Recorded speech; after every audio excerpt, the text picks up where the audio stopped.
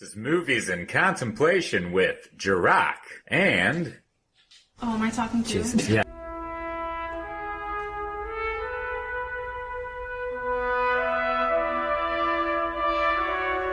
Hello, everybody. Welcome back. Hello, contemplators. Right, gang. It's a Jarokk pick. We got a whopper of a Jarokk pick. Yeah, we do. It's a big one. Mm-hmm. It's a big one. Y'all, it's Saving Private Ryan. Yeah. Saving Private Ryan. So let's go ahead and get to it here. We got for the wine, Insurrection.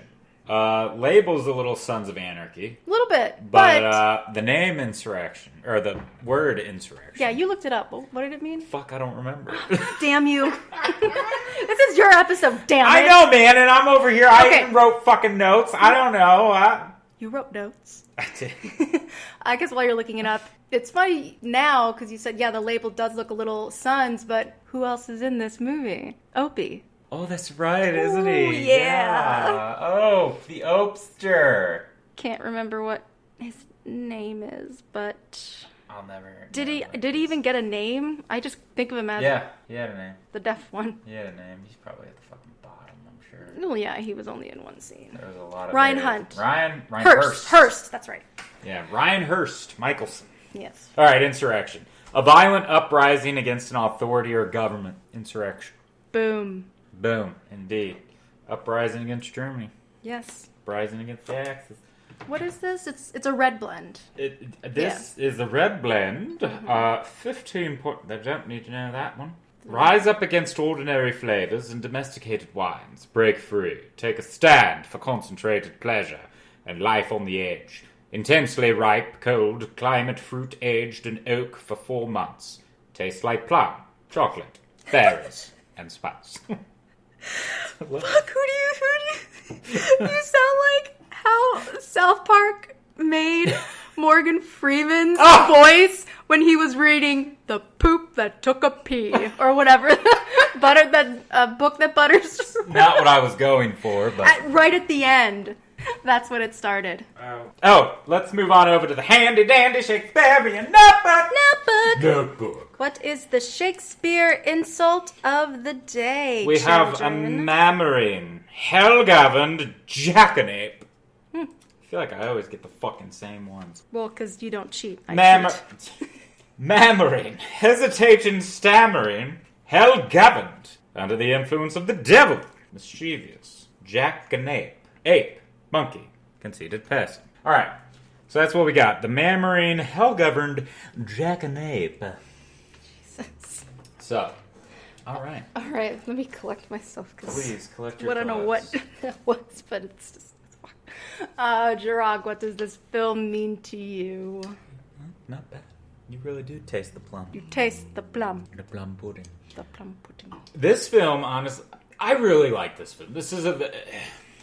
I remember watching this when I didn't see it in theaters. I was fucking like 9 when this came out. So when I watched this, it was at my lake house with my dad and one of my cousins, and I watched it. You know, there were parts that I'll get to when we get there that, especially as a kid, I really related to in certain areas. But yeah, I first watched it with my father, and then when I was spending the night at a friend's house, I remember we were sleeping in the family room, and his dad and brothers were trying to watch this film in the living room, and then they found out that I woke up and I was watching I was watching the Omaha Beach, I was watching the scene, and his dad flipped a fucking lid. He was like, everybody turn this off right now.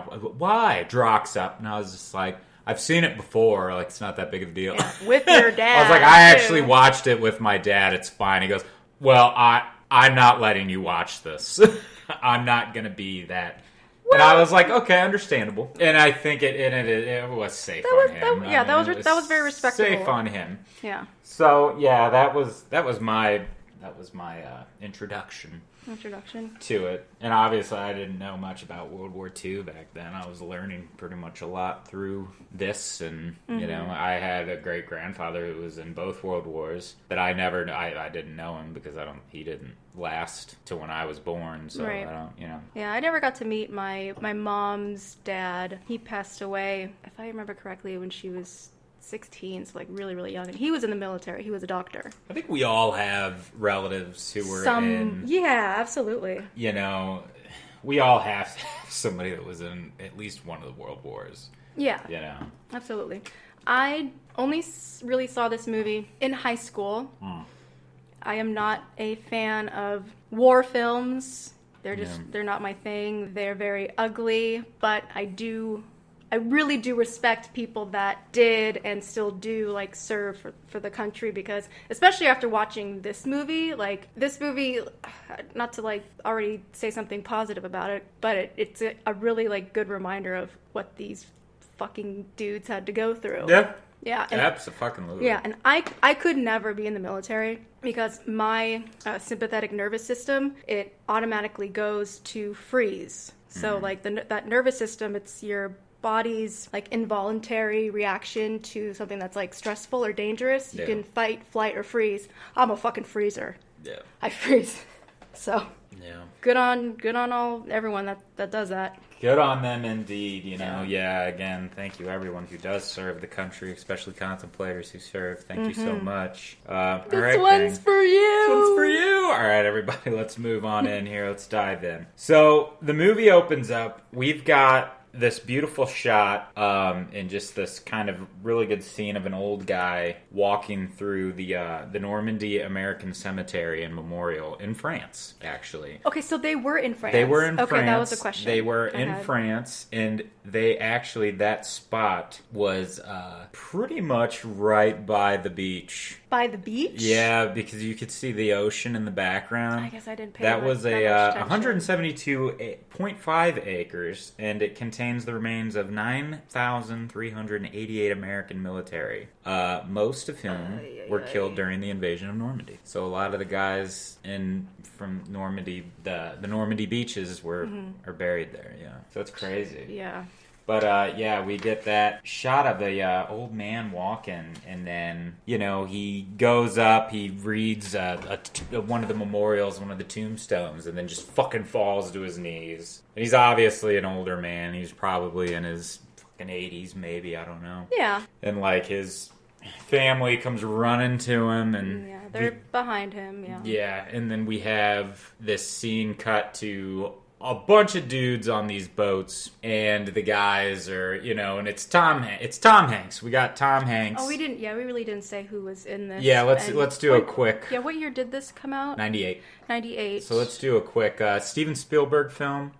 Obviously, real heavy hitter cast. Yeah, it's pretty much like every white-looking actor in Hollywood is in this. It's Tom Hanks, Tom Sizemore, Edward Burns, Barry Pepper, Adam Goldberg, Vin Diesel, Giovanni Ribisi, I don't know how to say his name, Jeremy Davis, Matt Damon, Ted Danson, Paul Giamatti, you know, Max Martini from, you know, the 50 Shades. But it's like just, the list fucking goes. I didn't notice him. Who was he? He was the corporal who got shot in the throat and was all like, oh my God. That was him. You didn't know that was him? No, why didn't you point him out? I thought it was a fucking dead giveaway. Yeah, he was the one. He was the only guy with a fucking beard in the entire film. When at the end? Yeah, when they go to Ramel and they find, and he was the one in charge before Tom Hanks's character got there. Yeah, because he was the highest rank. He just looked very young and a beard. Yeah, very red. So yeah, but fucking heavy hitting cast, man. All stars, all around the board. All stars, and also like people that are up and coming, like you said about Vin Diesel. Yeah. And this was his first film. His first paid. His first paid film. And how old was he when he? 30. He was 30. He was 30. Yeah. It took him a very long time. I still remember that fucking goofy thing that he did with the Street Sharks, where he was like trying to sell fucking Street Shark merchandise. I want to show you something up close and personal. I've got something here with such fantastic detail, it's going to blow you away. Head shark! Who would not want to sell Street Sharks? I fucking love merchandise. Street Sharks, and it made me feel even better when I found out he did a video about that shit. Love it. Anywho, so now we're at the boats, and we see these guys just crammed in, and there's people throwing up. These guys are, most of them were in their 20s and young. Yeah, maybe like 18. Because a lot of people were drafted. This was a draft situation. This was a draft? Okay, I was going to ask that. I couldn't remember. So a lot of these guys were drafted. And I hate that. So yeah, we got guys throwing up their, from nerves, but also, they ate a pretty decent meal before this happened. Oh, they did? So that a lot of them got sick. Like seasick? They got seasick, and because they ate too much, the waves and shit, that's essentially why a lot of them were fucking throwing up. And finally, when they get to the... and this is like, I was reading some shit, like a couple people... This movie isn't that accurate. It's Hollywood. It's a fucking film. You can't always get it right. They are going to add shit for Hollywood, but a couple people... From things that I've read, they were all like, "Oh, there's no British or there's no, Canadians because they were there," which it's true. But it's like, then the drivers should have been English.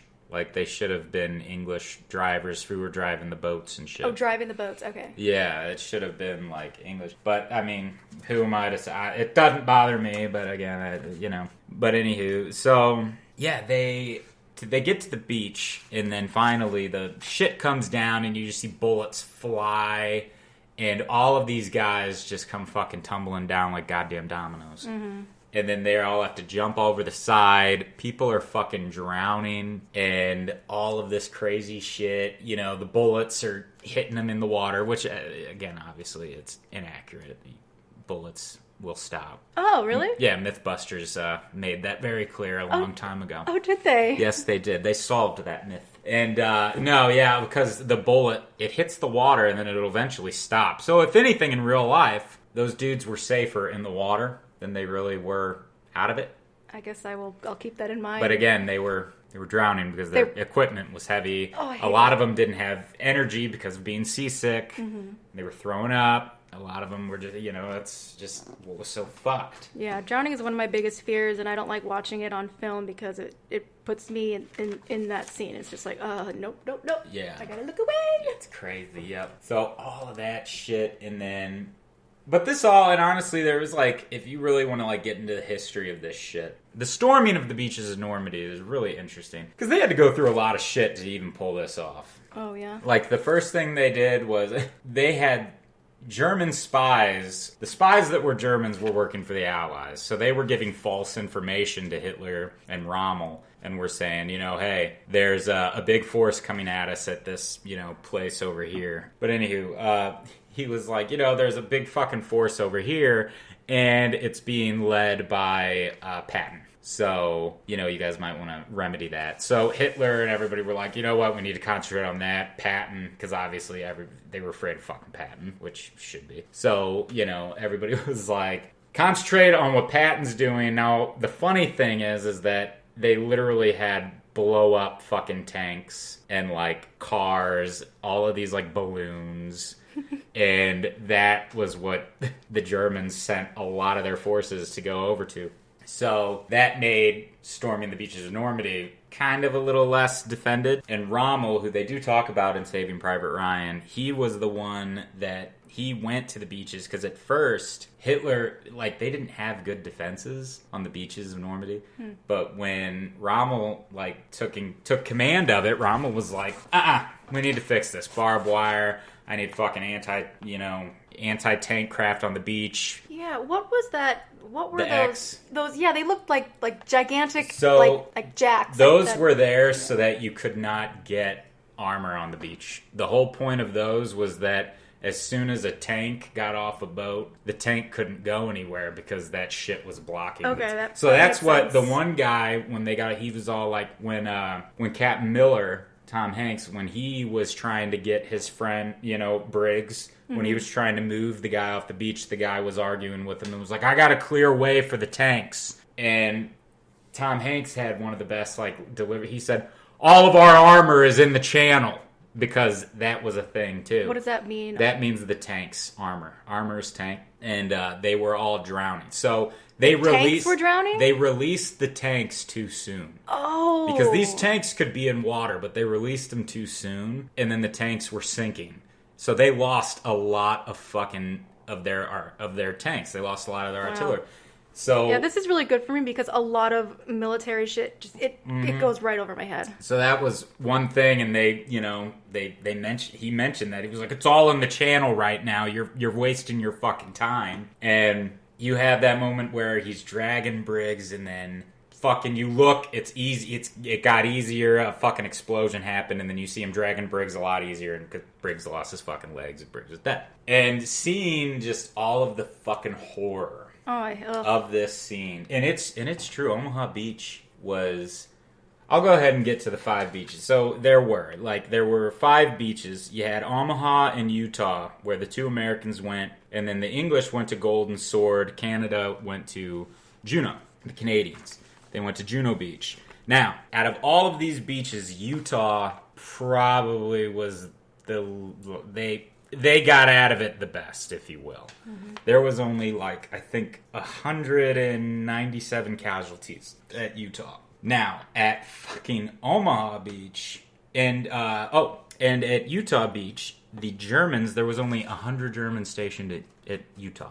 Only 100 stationed at Utah. That was the least defended fucking beachfront. Omaha Beach, yeah, there were over fucking 1,000 Vermont soldiers on that fucking beach. There was 1,000. And over 3,000 fucking Americans fucking died on that beach, And now, mind you, fucking the British and Canadians, they got hit really bad too. Again, Utah was the one that didn't get hit as bad. But everybody, it was just so fucking horrible. And it's it got a really good fucking documentary. They're all on Netflix. I've just been watching them all. You've been watching every World War II. It's been wherever you can find it. If there's a VHS somewhere, I'm in it. You will watch it. I'm in it. Yep. But anyway, let's get back to the movie. Can I mention the Wade character in this scene? Because I really do. He was one of my favorites because he was so selfless. Yeah. He did something that reminded me of Captain America, like the first one,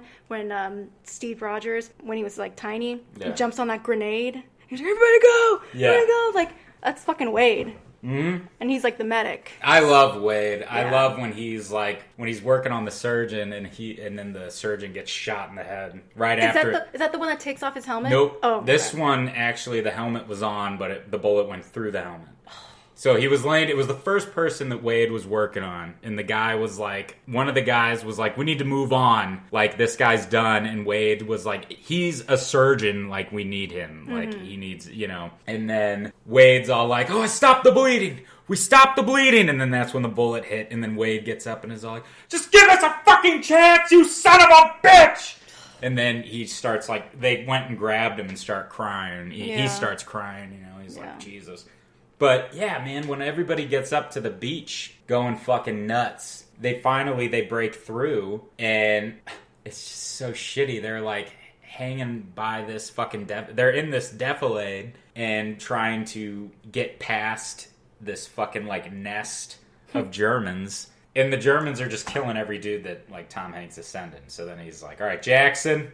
I need you to go, and I love fucking Barry Pepper. Jackson was one of my favorites. He's just such a badass marksman. He was the sniper. He was the sniper. Yes, he actually. I even wrote that down on my notes right before what happened to him because he was a badass. Jackson was one of my fucking favorites. Yeah. Honestly, I don't necessarily hate a character in this film. Mm-hmm. I don't necessarily. I do have my non-favorites. Right. But again, we start off off the bat in Normandy. We start off Omaha Beach, which was just fucking slaughter. And that's the beauty of this particular battle of this film.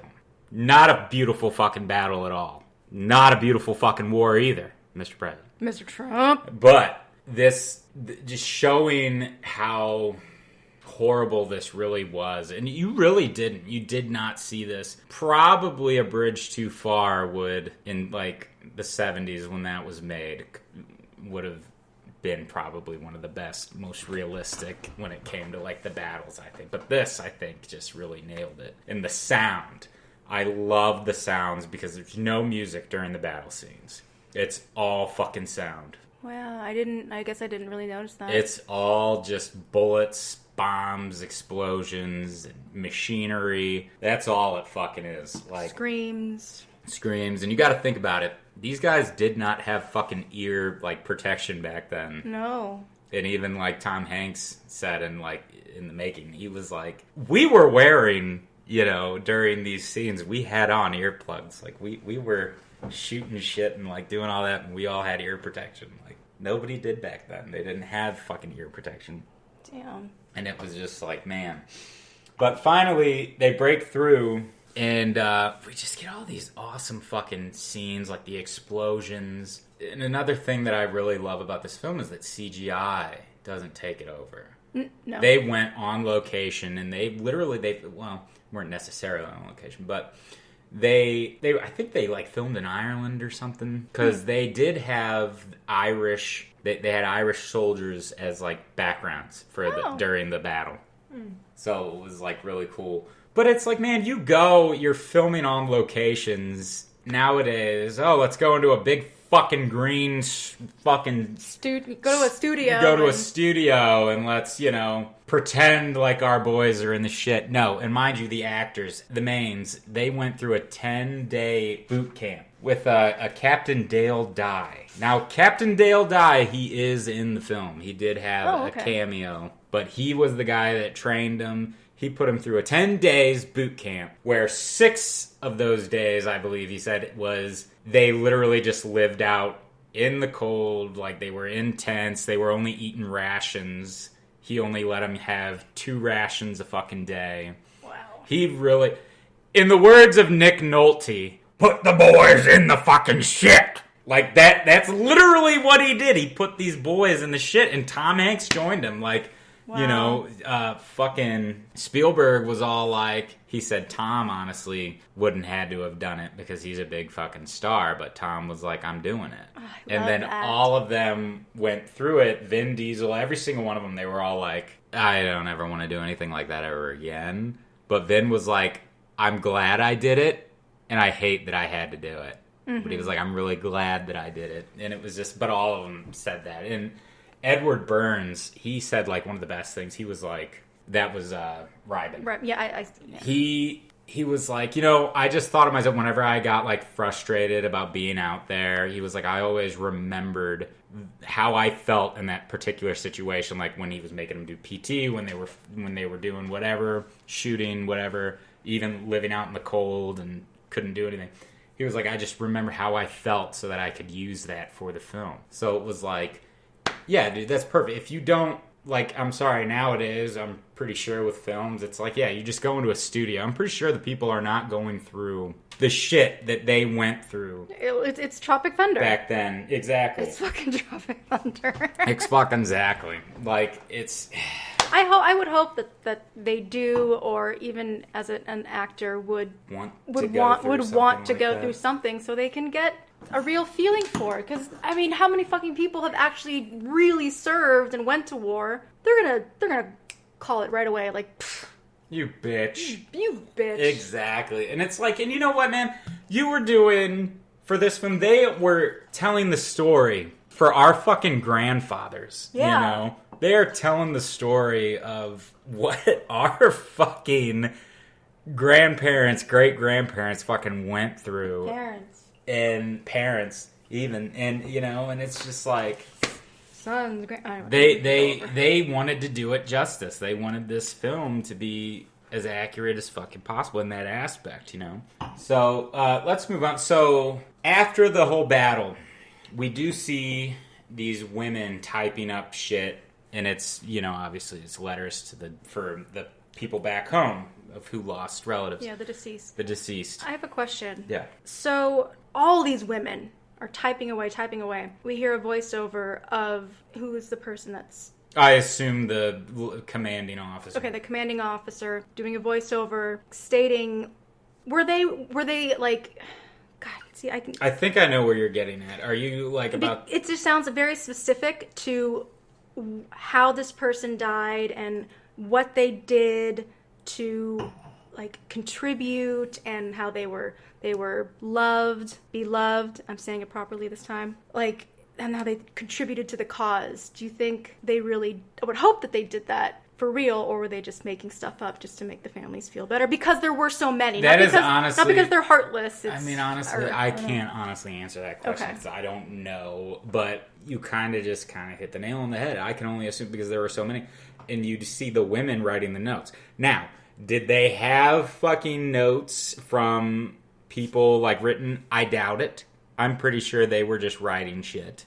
This is just me, though. That's not verbatim. This is allegedly. Yeah. I don't know. But based off the fact that there were so many people that died, that there were so many people that they had to get through, I'm just going to go ahead and say it's no different than when it's your birthday at your fucking job and the boss fucking just signs a goddamn card and has all kinds of shit on it. It's a printout of the boss's card. I'm just going to go ahead and say that. If they're doing that shit today, I'm pretty sure they did it then. So that's just me. Okay. That was just a question. No, it's a great question. It was a great question. I wish I had a better answer, but I wasn't expecting you to have like the total answer, but what your thoughts were on that.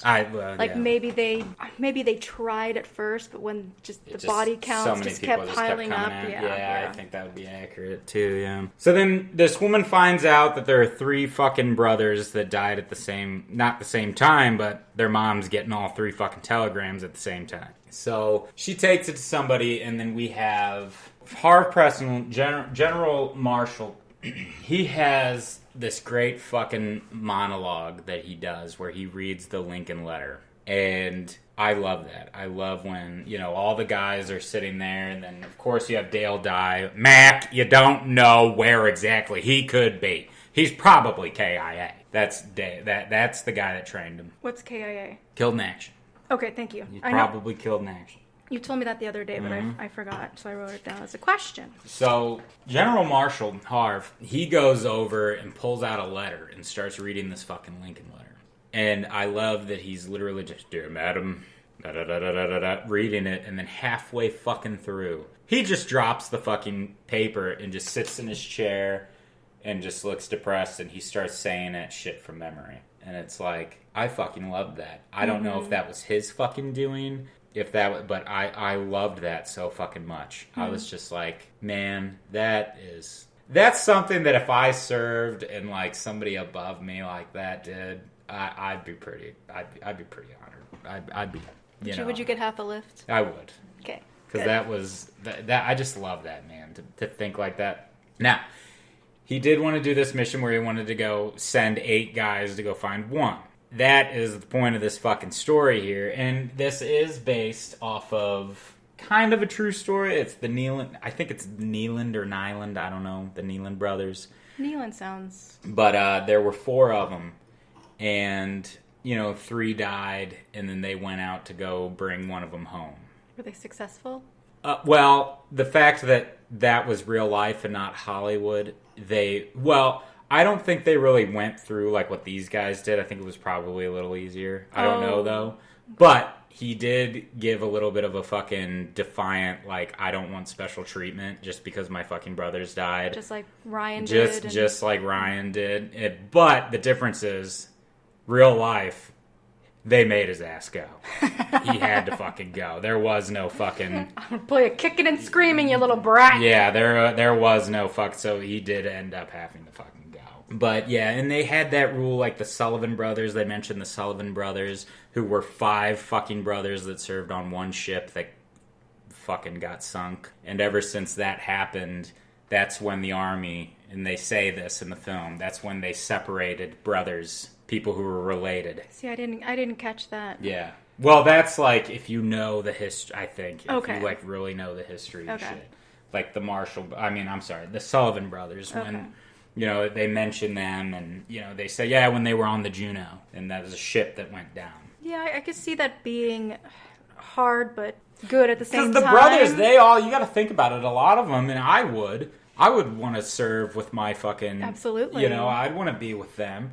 But the thing was, and they fucking apparently, they respected it with the fucking Sullivan brothers, but as soon as the one ship that they were on went fucking down and all 5 of them fucking died, all of these people that knew them were fucking furious. They were like, man, so that's when the military was like, Navy, military, they were all like, okay, if if you're related, you can't serve on the same ship, you can't be in the same unit, you can't be in the same, can't be in the same company, you're set up. For your family's sake.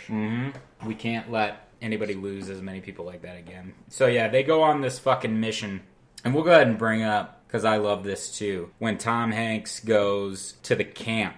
He goes to the encampment where all the officers are, and he's looking, and he sees people pouring coffee. He sees sandwiches. He sees a guy fucking shaving with hot fucking water because the bitch is steaming. You gotta think about it. This was a man that for fucking 3 days now went through fucking hell and all kinds of shit. Saw so many men die. And would probably just kill for a cup of fucking coffee. And has been living off of probably the same goddamn ration for however long. Didn't get to really eat, do anything, and these fuckers are just living it up. Kicking their feet up. Yeah. Just like, oh, yeah. And did nothing. They just fucking got there, you know? And it's the same with fucking, Upham. I mean, but again, Upham is, he says what he is. He's a fucking map. He fucking draws up maps. Upham? Yeah.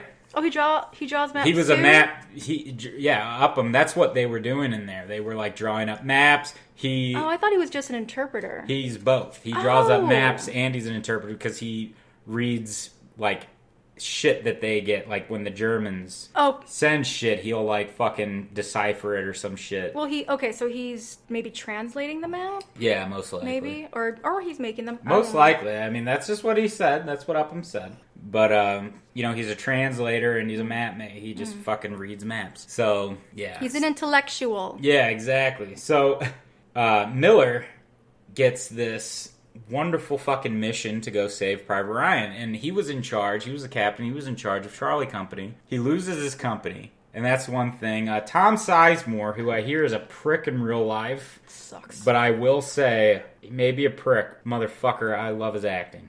Yeah. Man, especially in these war films, I love Tom Sizemore. Like, he is the Sarge, as Sergeant Horvath, was so good. He was just funny, He was fucking... He's got that natural funny to him, I think. He's able to... Like, this is such a tragic situation to give us a little bit of sugar. Yeah, I love quoting him.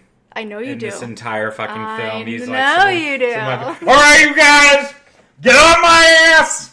Follow me! Like, it's just some of the best shit.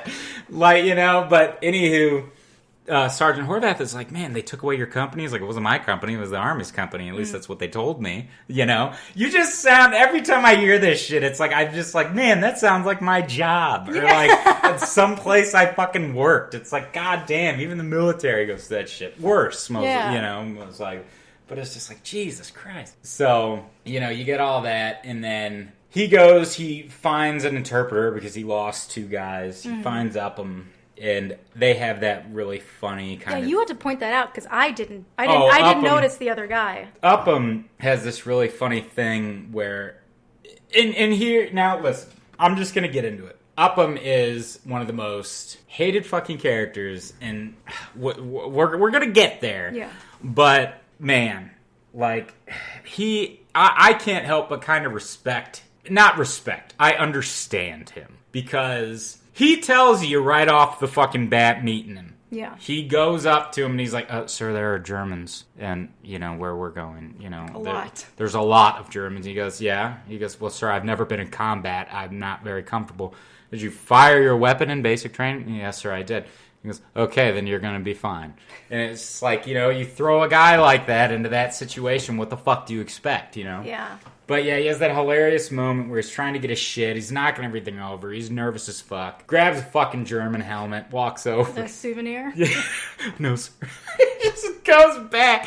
And then the dude translating, one of the map guys is sitting there and he's like fucking laughing. He's trying hard not to. He's trying really hard not to laugh. And then... you gotta love Upham, like, gives him this death stare. Jeremy Davies, he gives him this hilarious death stare and just is like,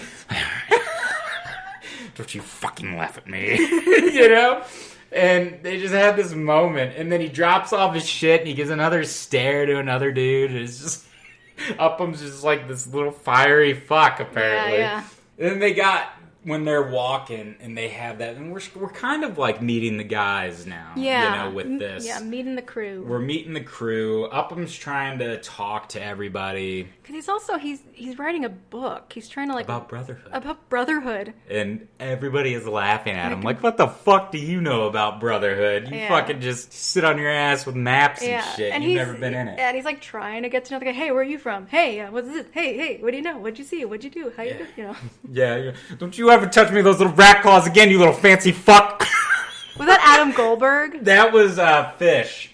Oh. Yeah, Adam Goldberg. Yeah, Mellish. I liked him, too. Oh, dude, he was funny. Yeah. Because I remember from Dazed and Confused, and it yeah. And he wore his Jewish star with pride, man. Yeah, he did. Yeah, now it's a Shabbat Holocutter, right? Yeah. And he just starts breaking down. Oh, fuck, that fucking kills me. Then finds that he's, hey, look, a Hitler Youth knife. He goes, and now it's a Shabbat Holocutter, right? Mm-hmm. He's just like, oh, he just starts crying. I was like, oh, man. Yeah. But, yeah, they're doing that. They're going through, and then we learn what Fubar, well, we don't learn, but we hear about Fubar, and Upham's like, what's Fubar?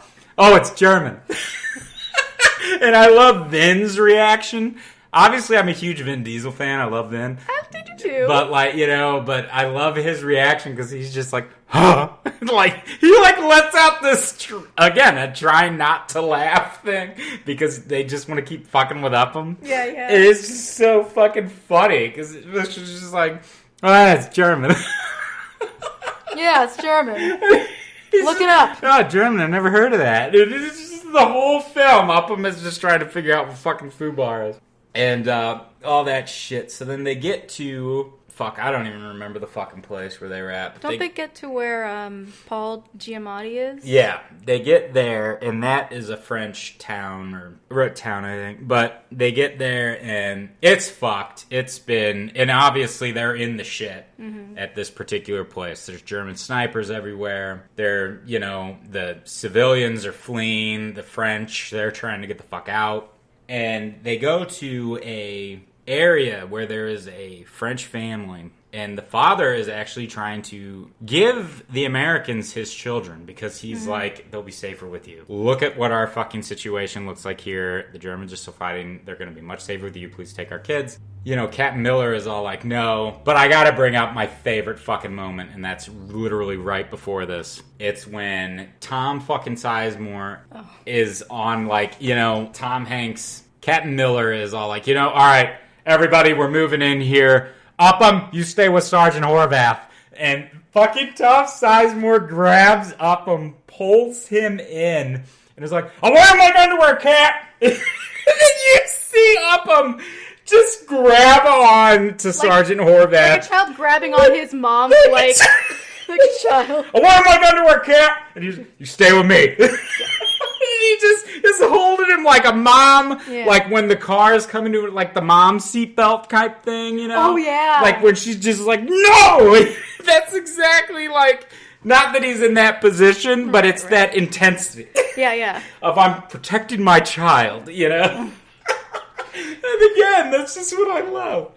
You stay with me, Trent. Exactly. You stay with me, Trent.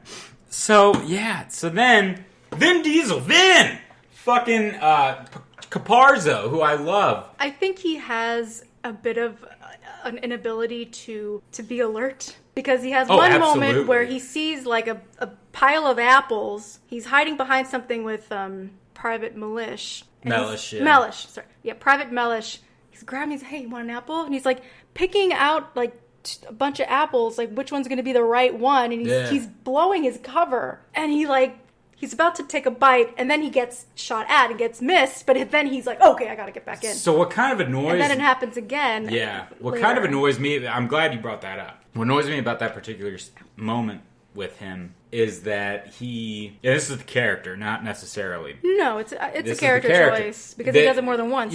So he's eating the apples, and then you see the runner... And he's not paying attention. Everybody else is fucking covering fire and is doing all this shit. He's in his own little world. And then the runner is going, and then you see the runner get lit up. And now all of a sudden he's done with the apples. He fucking runs over, peeps his head up, the runner's dead, and then the Germans fire another fucking goddamn round into this guy. And he's all like, you sadistic fucking animals, why are they shooting him up like that? And it's like, you weren't even covering him. No. You were eating a fucking apple, man. A little crab apple. Yeah, you bitch. like, Jesus Christ. Now you're paying attention after he already got his fucking dick blown off and every other fucking thing. Like, Jesus Christ, now we're fucking awake. And that's like what Tom Hanks, he's like, Captain Miller is all like, you know, as long as his fucking lungs have air in them, he delivers the message. And he's like, we would do the same fucking thing. No, we wouldn't. Well, let me go back to fucking Omaha when two fucking dudes, when they took the beach, two fucking guys, GIs, they these two men speaking Czech come out. Oh, yeah. And I never fucking really got, because this is the thing with this film as well. Goddamn, Spielberg does not put subtitles. No. He does not have fucking, like, subtitles. So we don't know what any of the German or anybody who does not speak English yeah. is saying. We don't know. Well, we watched with subtitles. Yes, we do. And for note-taking purposes. Exactly. And we're fucking old and losing our hearing. Would you stop that? I'm joking. But anywho, no. So it said speaking Czech. Yeah, they weren't And German. then I was like, wait a fucking minute. I thought the whole fucking time that those dudes were like Germans, and then it said speaking fucking Czech. Yeah. And I even did. I looked up, and and even hearing it, I do hear that they do mention like Czech in what they're saying. Oh, I forgot to take that off. That's all right. So he's all like, you know, no, we speak Czech. We're Czech. We're not even German. We're Czech. Like, don't shoot us. We didn't, we're not German. And then the guy's all like, oh, one guy's like, what'd he say? What'd he say? Oh, I washed for supper. But that's to show that, honestly, no fucking side was honestly good. Like, the Germans were fucking, there were shithead fucking Germans who did shit wrong. There were shithead Americans, shithead fucking, every fucking body. Yeah, I'm not even going to just... Every fucking body. And the film highlights that more than once. Because that was just a small one. That if you watch it with subtitles, you're going to be able to pick it up. But it goes even deeper later. Yeah. So it's just like, man, and you got that moment. But back to Vin. Yeah, he takes the damn He takes the kid. Him and Captain Miller are fucking arguing. And then... Caparzo gets fucking shot by a sniper. Because he's just standing there. In the middle of... Yep. Just, oh look, a bird. Captain, up there. Yeah, exactly. Yeah. He gets shot. Everybody's freaking out. Jackson's ass grabs him, throws him into a fucking car, and is all like, he was hit the ground before we heard the shot. It was about 450 yards, Captain. Maybe a shade under. This poor little girl's like crying in French, and Upham is trying to like calm her down. Upham's trying to calm her down. Fucking Sergeant Horvath is just like, I'm gonna get you back to your mama and your papa. Please stop crying. Please stop crying. Because of course he's in charge of the fucking child at this point. Yeah.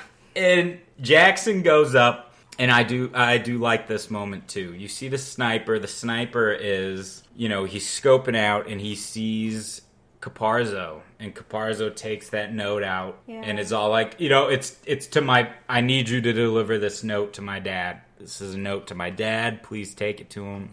Send it, copy it, because I got blood on it. Blood all over it. And you see the sniper, he's just watching Caparzo, and he's watching him, and he just passes him up pretty much, because he's like, this dude's already dead. No. Is that it? No, that's what I thought. That was my interpretation. So the reason why is because his point to not finishing off Caparzo was he was hoping it was strategy. Somebody was like Wade was about to do. Wade. And then you get that hilarious Paul Giamatti. What? Am I going to take care of you if you get hit? Huh? He was hoping that somebody was going to come out and fucking try to get him up, and then he was going to take them out. Aid, yeah.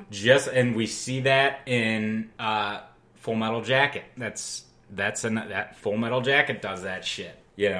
Every time somebody goes to try to help him, they're going to pop his ass. But again, we don't know, because not all Germans were pricks. Well, your reason makes the most sense, especially for someone that's a sniper. That is a very, and apparently a good one.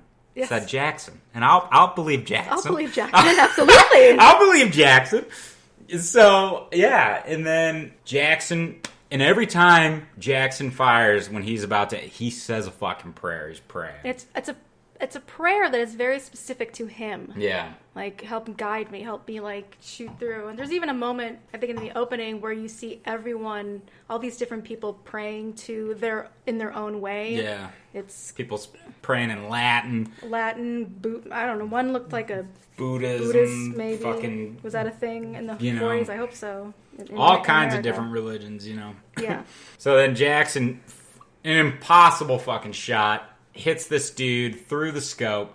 Really cool for fucking effect, though. Yeah. Really fucking awesome. He just pops this fucking dude and just right in the eye. Well, Caparzo dies, unfortunately. We lose Vin. He's the first to go. I do love when they bring back the little girl, the dad, like, slaps the dad. Like, how could you? Yeah, she slaps the dad. His face and just keeps hitting him. Yeah, she's... And he's just like, I'm sorry. For your benefit. And, God, so then we move on, and then we meet... Ted Danson. I do love this moment, too, where... Paul Giamatti's all like, let me get this hitchhiker out of my boot. Oh. And then he leans down on the fucking shit, and then this fucking, like, some type of fucking beam just goes flying down. Yeah. Knocks over a wall, and then like here is now a shitload of fucking Germans, and we got ourselves a nice little Mexican standoff type thing. Mm-hmm. Everybody's fucking yelling, drop your fucking shit. Intense moment, like, you're sitting there like, oh my god, what's gonna happen? And then all of a sudden, bullets from above, and then, yeah, you got fucking Ted Danson. Bullets from above! Thunder! Lightning? Thunder! Flash, come on in! That's what fucking... Flash, come on in! That dude was so laxed, man. He probably just hit a fucking joint before that shit. Maybe. You got bombs going off and all kinds of shit. Flash. Anywho, so Ted Danson, they're talking, and we're looking for Ryan, and then they bring up Ryan. A James Ryan? It's a fucking Nathan Fillion, ladies and gentlemen. A very young Nathan Fillion. And he comes up and he's all like saying, Miller's all like, your brothers are dead. We're coming to take you home. And he was like, how'd they die? They were killed in action. My brothers are in grammar school. Ted Danson's face was just like, He's still trying to be like consoling. Yeah, sympathetic. And then I love it. He's like, well, are my brothers okay? And fucking... I just wrote them the other day. Are they okay? Yeah, I'm sure they're fine. Yeah. Because this was all a big foul up. And then they move on, and they get some more intel on where the real Ryan might be. We've got a scene where they're resting in a church. Thank you. They're resting in the church, and, Captain Miller and the Sarge are reminiscing, a fallen soldier that they had named Vecchio. They're talking about Vecchio, and then Captain Miller, he's just like, I wouldn't trade 10 Ryans for a Vecchio or a Caparzo. Mm-hmm. Like, this Ryan better be worth it. Because again, and we did kind of skip... No, we didn't skip it, but we didn't bring up how Reiben feels. Reiben is... against it from the start. Yeah. I was like, why is my life more important and, our lives than this one fucking kid? Yeah, exactly. He's just he gives a lot of sass. A lot of sass. Brooklyn. So, Mr. Brooklyn. So, they're talking, they're reminiscing, and then... Okay, here's what hit me as a kid. So, when Wade was talking about his mom and how, the trick to falling asleep is trying to stay awake. That was something that was very real for me because around this time in my life, my mom worked 2 jobs, barely fucking got to see her, and, it was just, I would always try to, stay up until she got home. But I would always fucking pass out and fall asleep. I was always I remember when I first watched this, I was like, oh my god, that's like me. And it just made what happens going forward even fucking harder. Oh. Like, and honestly, yeah, it still kind of tugs at me. Yeah. Because it makes me remember, like, how I felt when I first watched this. Because it was like, I relate to you, dude. Like, I really do. Wow, that's crazy to have, like, a moment where you can relate to someone that's an adult presently and, like, childhood and stuff. So that's, wow. And again, it was also, like, the same thing. Like, there were moments where I would try to be asleep. Like, I'd still be awake and I would, like, be asleep. But, like, what he said. Yeah, he was yeah. like, you know, I'd pretend to be asleep, but I was actually awake. He was like, I don't know why I did that. I was like, oh my God. And that's what fucking... Because it's like, you can tell in that scene when he's talking about that. And mind you, he is writing out Caparzo's letter. Yes. He is recopying it for Caparzo's dad. And he says, I don't know why I did that. And you can tell from then, he's like, here I am in this hell. And I had all the fucking time in the world to be with my mom. And I'm not with her anymore. Yeah. And it's like, fuck, man. Hit me with the fucking... Hit me in the guy. Yeah, exactly. So then we move on. We've got this really amazing shot. Honestly, the shots in this are so fucking good. And this is just such a fucking long movie. And I love the rain shot when they get there and you hear the bullets and then the rain at the same time. That was crazy. Beautiful fucking shot. Beautiful fucking moment. It's also like a mind fuck in a way. Like, what's rain? What's bullets? Yeah, and then we got the shot of them walking and you see the fucking lightning in the background. And it's just a beautiful moment. It's like a poster. Beautiful shot, yeah. And they get to a drop zone where like a glider plane went down. All of these wounded fucking guys all over the place. A lieutenant who was the pilot, he's talking about a general that they apparently put fucking extra metal under on the bottom of the plane to keep the general safe. Cargo? Not cargo, No, this was doesn't literally matter. like extra armor. Oh, okay. Yeah, they pretty much put extra armor under the fucking plane to keep the general safe from bullets. And they didn't tell the pilot, and the pilot was all like, I nearly broke my arms trying to keep the bitch level. Like, they didn't tell me that they added all this fucking weight. And if we've all seen fucking Pearl Harbor, they were trying to they got rid of guns to keep those fucking planes to go up, those bombers. Like, you know, weight is a big fucking issue. Yeah. So he's like, you know, pissed off, and then he's like, they did this for one man. And then you get all of this, like, oh, there's a lot of that going around, you know, Ryben. Yeah. There's a lot of that going around in there. And then everybody's like, Fubar, yeah, Fubar. And then here comes up in the comic relief. Oh, there's no Fubar in the German dictionary. He's got the dictionary in hand. He got fucking Miller's all like, Oppum, there's a bunch of, Oppum, go see if one of those paratroopers is Ryan. Yes, sir.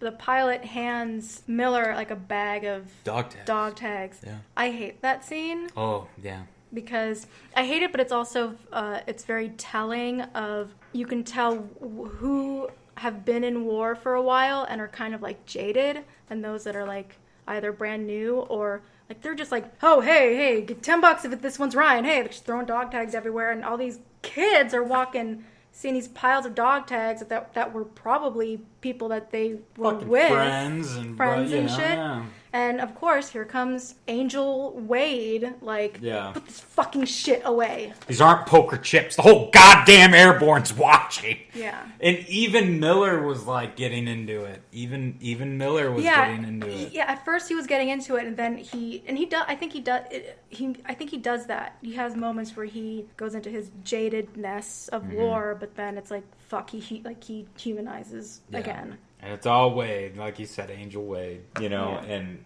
that was another thing about Angel Wade, when all those Germans got shot up, even Wade went over to go fucking try to heal some, he was checking on some Germans. So again, that's just like what a great person Wade was. Yeah. You know? And this is when Opie comes in, right? Yeah. This is where we get Opie, we get Ryan Hurst.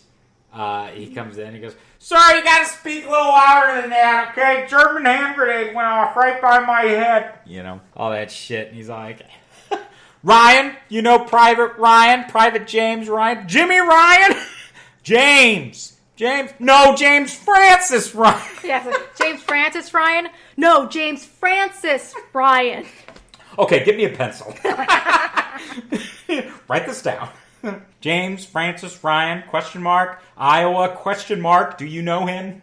Yeah. Of course I know him, sir. He's at Ramel, babysitting a bridge. Now, historically, I don't think that there was a Ramel bridge thing. Mm-hmm. There were bridges. Mm-hmm. So, I mean, that's very accurate. That there bridges existed, that yes. Bridges being protected like this because they had to get armor, over rivers somehow, and that was bridges. So, big deal. Yeah.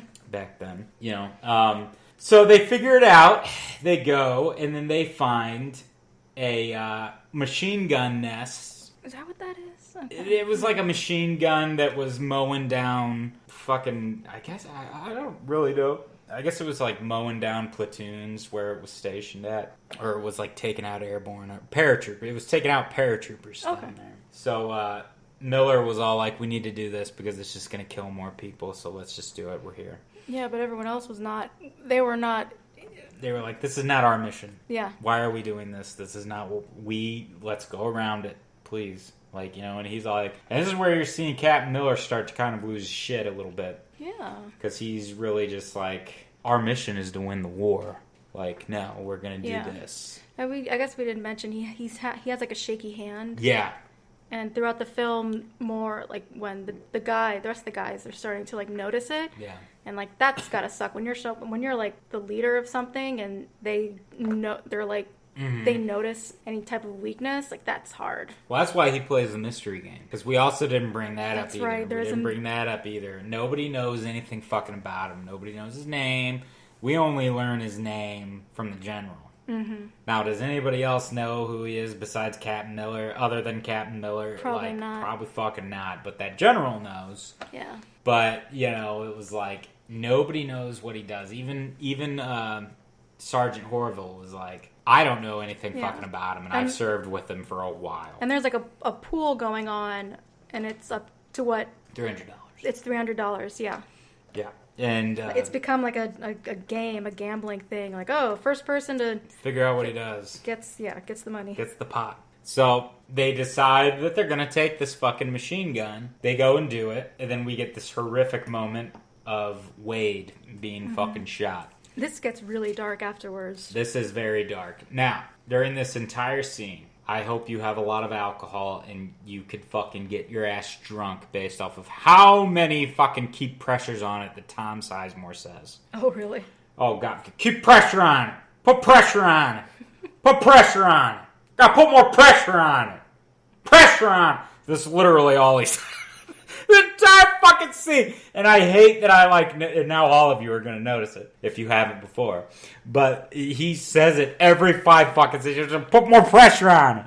Pressure on it. But anywho, Wade is shot up and we've got this moment. They're putting the fucking shit on him. They're trying to clean the wound. They're putting pressure on it and doing what they can. Wade's all put my legs up. Am I shot in my spine? What's going on? I don't feel anything. And he's trying to, talk them through what they could do. Yeah, and then he's Miller's all there's an exit wound. He's how big is the hole? He's about the size of an acorn. And finally, Wade's just I could use more morphine. So he just wants them to overdose him. Yeah. Is what Wade wants him to do. Because there's nothing that they can do. So Wade's give me more morphine. And I love that Sergeant Horville is literally I don't want to fucking give him any more morphine because I'm going to kill him. And then Miller's all do it. Give him the morphine. And then you see Sizemore when he gives it to him, you see just this, God fucking damn it, why did I have to do this? Yeah, because he was shot in he kept, liver. Wade, he mentioned the liver, and he also mentioned it's his low back, it's the spine, and he mentioned putting the legs up. I am thinking that he got shot in a spot where he will no longer will be able to use his legs. Mm-hmm. So even if he was savable, he's a selfless person. He knows that, okay, they're not going to be able to help me. And even if they do, I'm just going to be dead weight because I'm not going to be able to walk. Yeah. I'm not going to be able to walk ever in my life. I'm not going to be able to treat people. I'm not going to be able to help people. My life. Wow. Yeah. Wow. Look at you. Look at you. I just came up with that shit. I love that, though. I love that. That's fucking man. Because that does talk about Wade like that. Mm-hmm. That's the type of person that Wade is. It's like, and it's not even there's no hesitation with his decision. It's just like, okay, let's do it. Let's go. Yeah. So. And that's when it gets really dark. It gets really dark here on, they find one of the Germans who was, I guess, manning the gun or something, but Reiben and Jackson are beating the shit out of him, and then Mellish comes up, starts beating the shit out of him, and now we're seeing everybody, like, we're gonna kill this fucking guy, and... Not quick. Upham is all like, guys, like, Captain, we can't kill him, we can't just do this, like, and then Captain Miller's like, okay, well then he can, dig up graves for the bodies, and you get to help them. Yeah. Help drag the bodies. Yeah. And, all that shit. So now Upham is kind of, like, befriending him, and you see him try to give water, and Jackson's all like, this is bullshit! Mm-hmm. Don't do that! And then Upham and... I don't even know if he's fucking titled, but let's call him Steamboat Willie. So Steamboat Willie and Upham are... in like one of the graves that he's building or he's digging, and here he goes. He's all like, "Oh, Steamboat Willie, woot woot! I love America! I love America!" All of this shit. And then they come over and they're all ready to fucking kill him. And then he's just like, "Oh, fancy, very boop, what a dish, very graver, nice cans." He's just saying all this shit. Oh, I say, he's just trying to do anything he can to stay alive. Yeah. And Captain Miller, drags him out and puts a blindfold on him and tell him to march down there, and he turns himself into the first Allied patrol that he finds. Mm-hmm. And everybody is fucking fuming at this point. And Reiben is like, Captain, you just let the fucking enemy go. Like, what is up with you? And he's like, fall in, get your gear, let's go. Yeah. And Reiben's like, I'm done with this. This is bullshit. And Reiben goes up and starts confronting the captain and is all like, I hope little Jimmy's mom is very happy that we lost two of our guys. All this shit going on. And fucking Sergeant Orville, he's not taking that shit. He fucking grabs Reiben, tosses his ass, and he's all like, Reiben, get up and fall in. Like, I'm not fucking around. Like, don't turn your back on your captain. Reiben's all like, I'll stay in the stockade. Fuck you. And then Orville pulls a gun on him. Orville's all like, I'm gonna shoot you. Get in line. Figure it out. He's like, oh, why don't you put your money where your mouth is, pal? You're not gonna shoot the German, but you're gonna shoot me. Mm-hmm. All of this shit. And then he's like, oh, well, he's better than you. Everybody... Yeah, they're just egging each other on. Yeah, everybody is now like, oh my God, let him go. Captain, get in on this. And Miller is just like internally laughing. Like, he's just like, you know what? Let's see what happens. I'm done. I don't care anymore. It's like, this has gone so bad. And this is when he reveals what he did. Yeah. It's like, I used to be a fucking school teacher. I taught English. Ooh, fun fact. Fun fact on that, actually. So, his character, John Miller, okay, where his memorial is, they found a Richard Miller from Pennsylvania right behind where they put Tom Hanks's characters. Really? A Richard Miller from Pennsylvania. Holy shit. And that's where his character, Captain John Miller, is from Abley, Pennsylvania. Mm-hmm. So I just thought that was interesting. Yeah, but that anyway, is interesting. Going back to what you were saying. Well, yeah, no, that's it. It's like, oh my God, look how crazy this is right now. Yeah. You guys really want to know? What I did, yeah. I was an English teacher, and I coached baseball or whatever. In the springtime. Springtime. Yeah. That's who I was. Yep. Oh. Yep. And then all of a sudden now everybody's all like, okay, and he says that wonderful, he's got that great monologue of all like, if this is, I don't know who I am anymore. I'm losing who I am, and I'm wondering if and when I ever get back to my wife, if she's going to even recognize me, because I don't recognize myself. And if Saving Private Ryan is what gets me back to my... You said it! You said the title of the movie! You said the title! If Saving Private Ryan gets me back to my wife, then that's my mission. Mm-hmm. And that's what I got to do. But just know that every man that I kill, the farther away from home I feel. Mm-hmm. It's like, God fucking damn. But if you want to go off and fight the war and kill Germans, go off. I'll sign the paperwork. Do whatever you want to do. Yeah. So I guess everyone just, they fall in. They fall in, and they Even fall Ryben. in. Even Ryben's like, Yeah. all right, I'll give it to you, Cap. And I guess we can jump to when they finally find Ryan, because nothing else really happens. Yeah, nothing else really goes.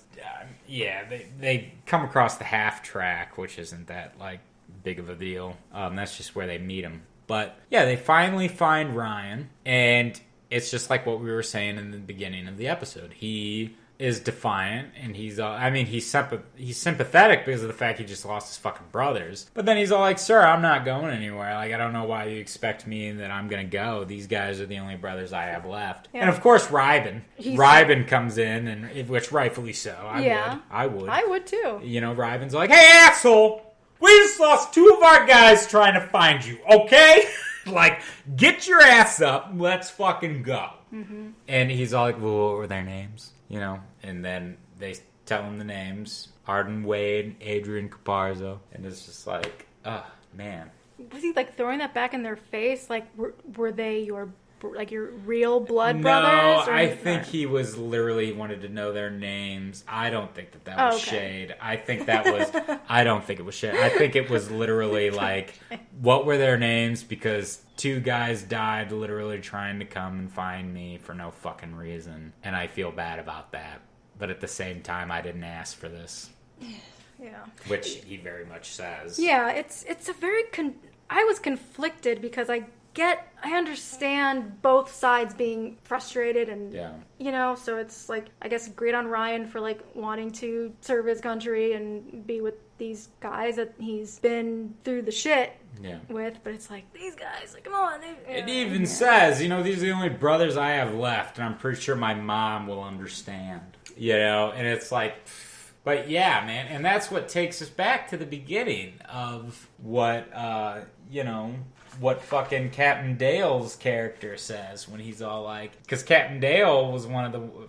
Well, his character was one of the characters that was like, sir, if we send a fucking rescue mission for this one guy, we're going to endanger more fucking people, you know? And we're going to just do this based off of a hunch. Like, man. Yeah. And that's... Jesus. And then, yeah, and talk about rubbing salt in the wound. I'm not going.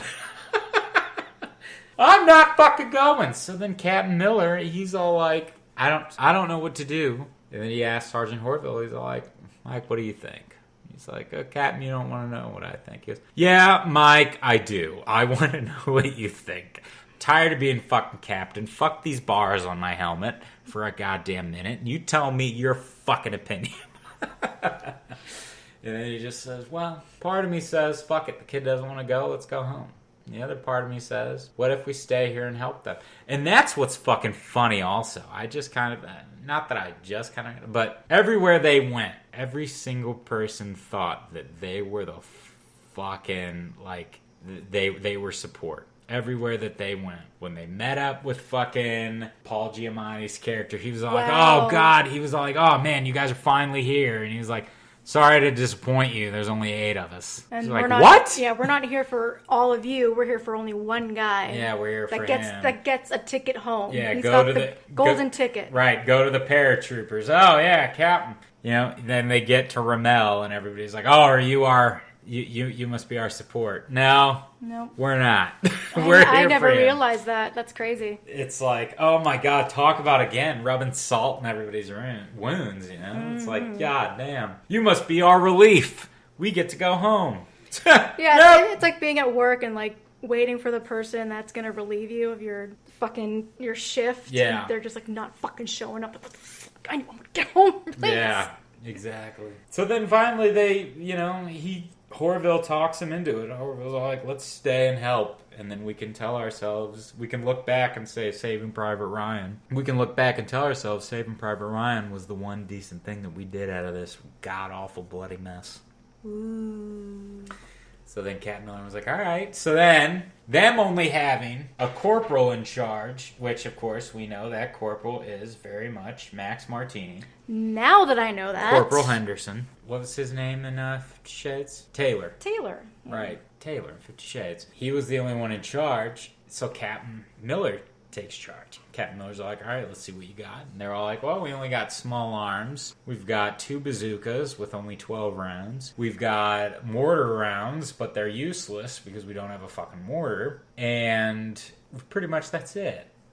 And he's all like, okay, well, let's make a barricade and out of a tank, and we'll use a sticky bomb. And they're all like, what the fuck's a sticky bomb? And he's the only one who knows what a sticky bomb is. But again, English comp teacher. He probably read the fucking manual. He probably read the fucking field manual more than once and was like, okay, fuck it. Yeah, all right. Sticky bomb. It's in the manual. Well, we're fresh out of manual, sir. You mind enlightening us? I guess that makes sense, but I kind of took it like maybe this could be Miller's way of just either he's gone through so much shit already that he's picked up some tricks and all that. But it's also crazy, or he was pretty much like making it up as he goes, along with this. But I don't know. But it's funny. Like, can you imagine like wars back then? Yeah. How much they had to pretty much use their imaginations, like improv, fucking ways to blow shit up and do like, and then now we have so much technology that does all that shit for us. Right, right, yeah. Just gotta like use a joystick and push a couple buttons and fucking. And ain't that the shit though? It's like they're fucking guarding a bridge because they don't want enemy armor to get across the bridge, but at the same time.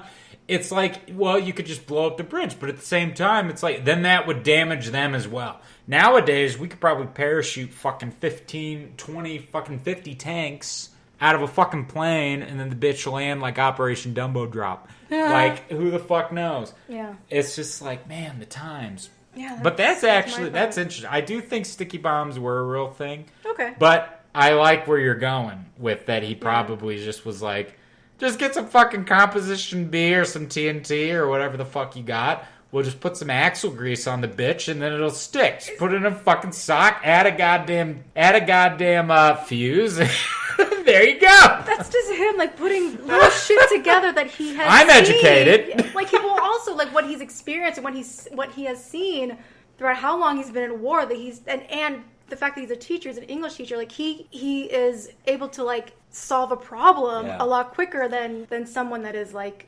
Raven, who is just like fucking guns blazing, like a fucking cowboy. And oh great, now we got to surrender our socks. Yeah. But it seems like a great idea. Yeah. But to what end? Yeah. Because we find some shit out. Yep. And then he's all like, all right, Jackson, I want to get you up in that bell tower. Mm-hmm. Which I will say, I do play Company of Heroes, and one of my favorite things is to put a fucking sniper in a fucking bell tower of a church. And a goddamn 30 cal machine gun up there with him.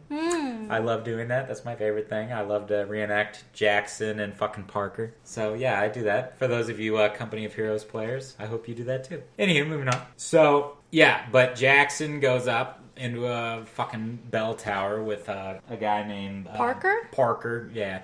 You don't really know. You just know his name. Yeah. He's one of the... He just screams it a couple times, Jackson. So that's how I know the name. Pincer move, Parker! Yeah. So, they're doing all that. They're setting it up. Ryben is the bait. He's got to get on some fucking thing, and with his BAR, he's going to just shoot up the Germans and have them fucking give them a ride back to where they want the Germans to go. And they set up mines and do all this shit. And then finally, well, here come... Oh, well, actually, no. We're listening to a Edith... I don't know her fucking name, but I think it's a singer. And I love this moment. I love, Cap Miller's just trying to get coffee. And you just see that's all he's been craving. This entire fucking film, he's just been craving coffee. You're right. From the beginning, with watching the other people having coffee, and he didn't even get coffee in that looks like a very... Complicated fucking like espresso maker or some shit, and he must have gotten something out of it. Oh, the got jack shit because he put his fucking cup down. And we also get like a little more of like Matt Damon, and we've mentioned it while we were watching it. Why is Matt Damon's teeth so fucking white and perfect? Right. At this time. Exactly. They wouldn't be. They would not be. You fucking pretty fuck, Matt Damon, you. You pretty fuck. You pretty fuck. But you know, in that, but honestly, it's even worse nowadays. Like, just, like I said, don't even get me started on fucking Midway. Everybody's wearing makeup. Yeah, that's right. And not only is everybody wearing makeup, you could tell the bitch was shot in a fucking green room. Yeah. Anywho. And they were all given their own personal supply of Invisalign. That's my guess. I've never. What's Invisalign? It's like those see-through braces that like that you can wear to like fix your fucked up teeth. Maybe she's born with it. Maybe it's Maybelline. Oh, my voice is starting to get a little hoarse right now. Oh, love it. But anyway. Yeah, so then they're doing all that, and Mellish and Corporal Henderson are on the other fucking 30 cal, and they're fucking manned that shit. Everybody's waiting. Germans come, one tank passes them, and then another tank starts. Oh no, I'm sorry, I'm jumping ahead. No, you're fine where you are. The one thing I want to mention before all this action gets started, because I think, who was it, Jackson?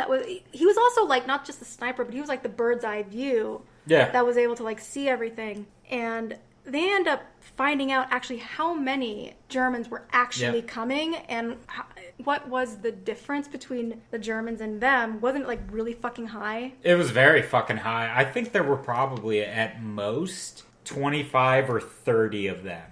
Okay. Against what he made it sound like. I don't even remember the numbers. But it was by a lot, because and they had tanks. And they had a lot of shit. They had armor. And the screen was kind of fuzzy at the time, but I keep fucking his name up. Who, Ryben? Ryben. He gives Ryan, it looks like he gives Ryan a kind of look like, fuck did you just get us into? And then Ryan, like, he sees the look and he kind of like tucks his chin and just like lowers his head like, oh fuck, what did I didn't notice that shit. That I'm gonna have to go back. Yeah, I noticed that. I could be wrong because this HBO Max, get your shit together because the screen is very fuzzy. But it was like, fuck, I'm sorry, I didn't know that there were this many people. Because what's his name gives him a look like Ryben, fuck. But again, Ryben was doing that, man. Ryben, as soon as Caparzo went down, like, and I love this about Ryben. Ryben's first words were after Caparzo died was just, fuck Ryan. Yeah, that's just right. Like, fuck Ryan. And then he sees Nathan Fillion's Ryan running down the street. He goes, I told you he was a fucking asshole. Yeah, he already has this, like, preconceived, like, notion of, like, who this Ryan guy is, because he's making it up in his head. What else could he do? Because he doesn't know the guy. So, yeah, and then... But, actually, now that you brought up Ryben, I do have to bring up something that I actually wanted to do, a monologue in school, but I wasn't allowed to do it because apparently it just was not a very good monologue to fucking do. It's not. Well, I love it. So it's funny. It's Ryben's monologue. When they're sitting there listening to the Edith chick singing, Ryben has this hilarious fucking story of working at his mom's like lingerie store and how Mrs. Rachel Turbowitz, or whatever the fuck her name was, she comes into the store and she's a 34 double E. These things she's a 44. 44, that's right. 44 double E. Yeah, and I've got her convinced that she's a double D. That she's a 42 double D. Okay, well, you don't wear bras. So I don't wear bras, and I don't work at my mama's lingerie shop. I know, so I don't know what the fuck. I'm trying to in fucking Brooklyn. This was your monologue, but I'm just trying to make sure our females. I hope they're still listening at this point. Not my fucking monologue. But yes, they were like 44 double E's, maybe even triples. But she asked. Ooh, those are big. She asked to try on a 42 double D. I'm not going to talk about. He convinced her. Did he convince her? He convinced her. She didn't ask. Oh, I thought that that's she why he was asked. That's why he was all like, she was pouring out of that shit. She was pouring out of it. I'm going to say, as a woman, for me, I always assume that I hope that I'm smaller than I actually am. Oh. And I hate going to when you go to like Victoria's Secret or something, they like measure you and you're like, oh no, you're this. What the fuck? Oh, well, maybe she was. I don't know. Maybe you're right. I think she actually did it on purpose. Because she wanted him? Not that she wanted him, but what he says at the end. Like, I want you to, because she was pouring out. Yeah. And then she saw that I had a heart-on the size of the Statue of Liberty. And she says, now, Richard, now, calm down. And when you're over there, I want you to close your eyes. If you ever get scared, I want you to close your eyes and think of these. Understand? So I said, yes, ma'am. Thank you for fucking having water in the middle of my fucking moment. Well, I did it. That was for comedic effect for his like reaction. You understand? So I said, yes, ma'am. Yeah. I love that monologue, though. I love that little speech. And then, and then we get a moment. Up to the action. Yeah, and then Should we get... we? Well, we get that moment with Ryan. I personally am not I don't care for it. I don't like this moment. I don't. I guess we should talk about why we don't like it. Ryan's story. Yeah. I don't like it. I think it's just kind of bullshit, and it's just... I don't know. I think it's bullshit, but okay, if we're going to go down this road, Ryan is very young. Yeah. And he is telling Miller this really horrible but like and childish story about his older brother like about to get it on with the ugliest girl in the town. And he's saying some horrible... I mean, it's the Times. Like, oh, she hit every fucking ugly branch from, coming down. Yeah. And just the way he was talking, Ryan, it was very young. It's like, I'm going to assume that Ryan is 18. Probably. That's my guess. So he is very childish. And, like, Miller is kind of, like, looking at him like... What's your fucking problem? Yeah, exactly. Like, what the fuck is your problem? But it's like... I actually do love his reaction, Captain Miller's reaction, during the storytelling. Because he's literally just like, are you, like, really? And that makes more sense what happens at the end. Because I wasn't sure when we get there, like, at the end. Like, I don't want to give it away. Okay. But the look was, if you do agree, it's like, oh my god, you're a fucking child. You're like, I've lost men that have been in this world for so long, and they really have gone through some shit, and like... Well, it's two guys in their 20s, and you're not even fucking there. Yeah. And and even I've lost more men because he was a fucking... He had his own fucking company. Yeah. He was part of he was like the captain of Charlie Company. Yeah, so it was like, Ryan's telling this like doofy story about something like that's how you remember your brothers. I don't know. I'm not a guy. I don't like. I have brothers, get it. But yeah. I just. He's 18. Yeah. Give him the benefit. Whatever. He's 18. I just think it's not that good of a fucking story. No, it's a terrible story, but it's the type of story that I think an 18-year-old would say to someone that's older to try to impress that older person. Yeah, but really, it's not impressive at all. It's juvenile. It's offensive, right. And it's like, what? Okay, yeah, whatever. Anyway, Dan, you're a young man. Don't do it. I was doing you a favor. Dan. That's his name, Dan. Who's Dan? His brother is Dan. Oh yeah, that's right. Dan, Sean, and I don't even know if we know the fucking third. Fucking Dan. Laces out. Dan! Be right back, Dan. Finkel was right! Let's not go there. Alright, enough of that. So... It's good, great wine. Great wine indeed. Fuck, I need more. Should have bought 2 bottles. Anywho, so, on to the action. So now we finally...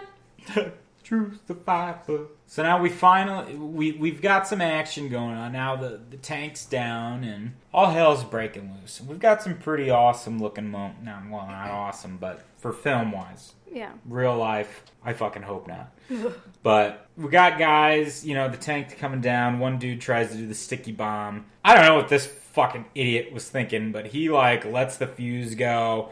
And then was just like, I'm going to place it down like I'm about to fucking make a nice fucking batch of sourdough bread. And I'm just going to lay it on the fucking counter here, give it a nice little beating. He literally just is waiting. He's trying to wait for the right moment for the track to align, and then he's going to set it down. And then the fuck blows up. I don't know what the fuck that... What kind of bomb was that? Jesus. Was that the one that exploded? That was a sticky bomb. That's the one, and the dude exploded. Yeah, his whole body? Because he didn't even put it on the tank. He literally waited for the fuse to be so late, and he does. He goes over there like he's about to just lay he's just waiting for the right fucking track. He's laying dough. To go by, exactly. Laying dough. And then he just lays it down, and then he blows the fuck up. And when he does that scares everybody fucking else, and that's when... Captain Miller's all like, you! Light it! Everybody fucking light it! Because now everybody's like, I don't want to do this. Everybody's like, I don't want to fucking light this bomb. Yeah. And then he says, light it, and then gets out there. They fucking do it. They knock the tracks off the tank. They start the first barricade. You at the barricades, listen to this! Sorry. Fine. I had to make one Les Mis. Hey, man, if I could put if I could put that music, even though the music wasn't needed, but I do love that music from the fucking same year, 98 Les Mis. I know, but like there's so many moments in this film that are very like, you can sync up certain songs, like Empty Chairs, Empty Tables, and Bring Him Home. I know this is a serious movie, but I'm just like, the musical theater nerd in me is just like, this would be perfect. I could just see Jackson. God on high, hear my prayer in my need. You have always been there. My friends. Oh, that's Ryben. Yeah. No, that's not Ryben. That's Ryan. That would have been Ryben. Would it? Ryben was the only one left. I guess. But did he have a moment of like looking around and being like, ugh? Yeah. But Empty Chairs and Empty Tables is more of like the aftermath. That's why I thought Ryan, when he was older. Oh, sure then. Yeah. I don't know. That was okay. my, like, when he was older, Sure. that was my setup. All right, we'll take it. But both of them. It both applies. Oh, thank you. Sorry. Both of them. Anyway. So, anywho, all that shit, the bombs, and then, of course, Jackson and Parker are fucking shit up in the bell tower. Mellish and... Parker? No. Mellish and Henderson. Parker was with the sniper. So, yeah. Mellish and Henderson are fucking shit up. And Upham is in charge of ammo delivery. Now. This is where he lost me. This is where Upham loses a lot of people. Yeah. But again... You gotta go back to the beginning of the film and remember, Upham admits he's a fucking coward. Yeah. He doesn't know war. He doesn't know anything. Mm-hmm. And I can't help but, like, say, you all knew this. You even let him get babied with Sergeant Horvath. Yes. You let him get babied by leaving him behind during the fucking raid where we lost fucking Wade. Mm-hmm.